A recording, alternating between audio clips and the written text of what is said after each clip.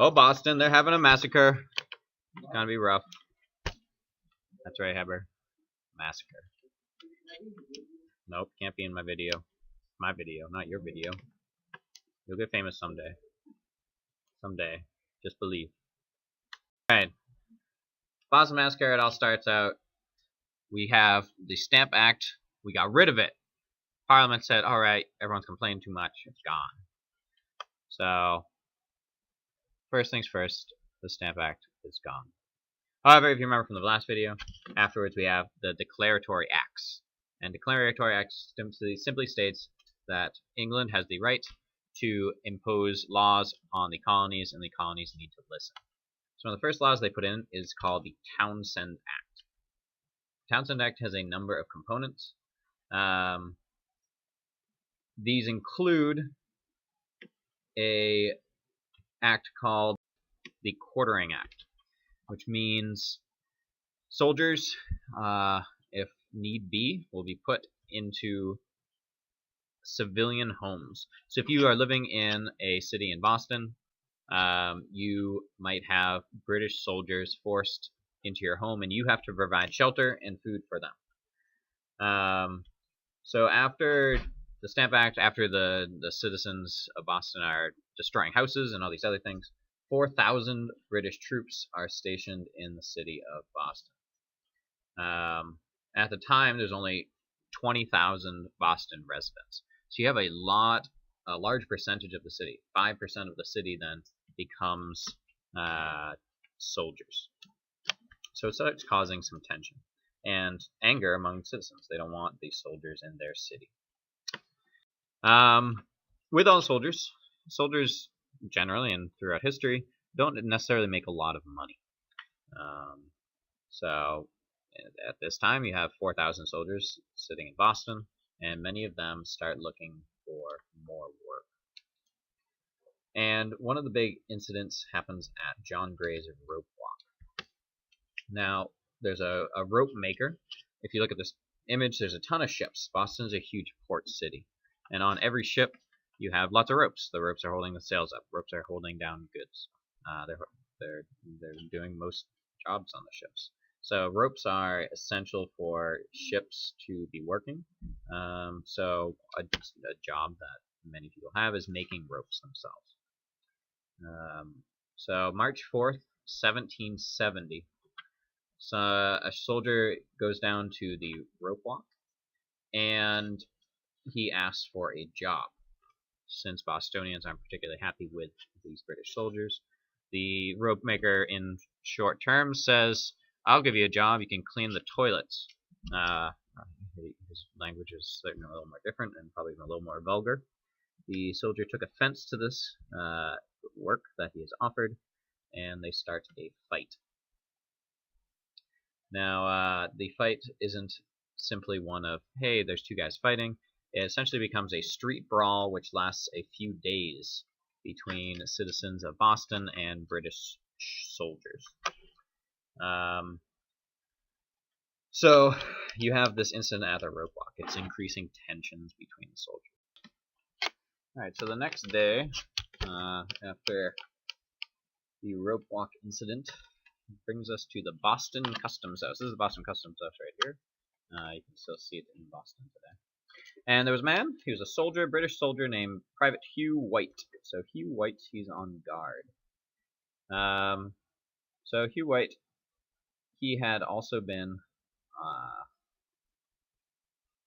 at the Ropewalk. And while he's on guard, a teenager taunts a British officer called Captain Goldfinch. So insulting an officer isn't particularly a smart idea. Military people are honorable ones. So Hugh White, he is sticking up for the officer, and he hits a teenager in the head with his rifle.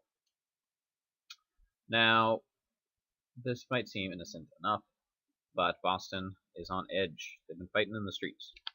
So, after this teenager named Edward Garrick approaches Lieutenant Goldfinch, starts insulting him. He then hits him in the head, and a crowd of soldiers, or a crowd of gathers around the soldiers. So Bostonians, they start hearing about this incident. They start hearing that this teenager has been hit by a soldier. So a crowd of soldiers crowd gathers around the soldiers, and they start throwing snow and ice and coal and shells at this soldiers. Around 200 people show up. So they're taunting them. More people are coming out on the streets surrounding these soldiers. One of the soldiers, British soldiers, his name was Montgomery. He is hit in the face by a club that looks very much like this. He goes down, and he fires. Well, after he goes down, there's a great pause. Everyone kind of watches, and then there's some firing. The soldiers start shooting, and we have a man named Samuel Gray, as this painting portrays, is shot in the head and dies instantly. After Samuel Gray dies, a freed slave named Crispus Atticuks is also killed. Several bullets are lodged in his chest and his head. The firing continues, and 3 other colonials are also killed. Crispus Atticuks, Gray are shot in the head, so they die on the spot.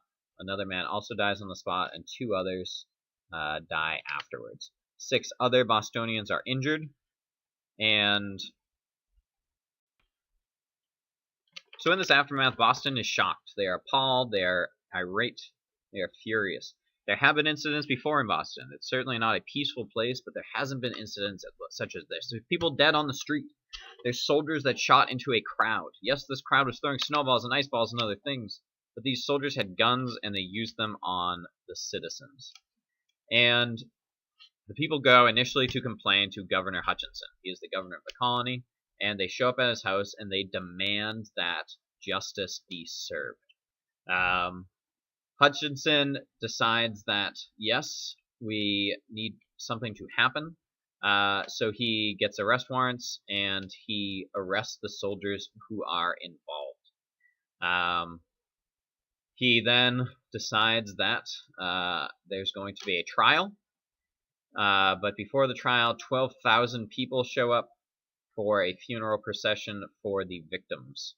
So 12,000 people. Remember, at the time, there's 20,000 people in Boston.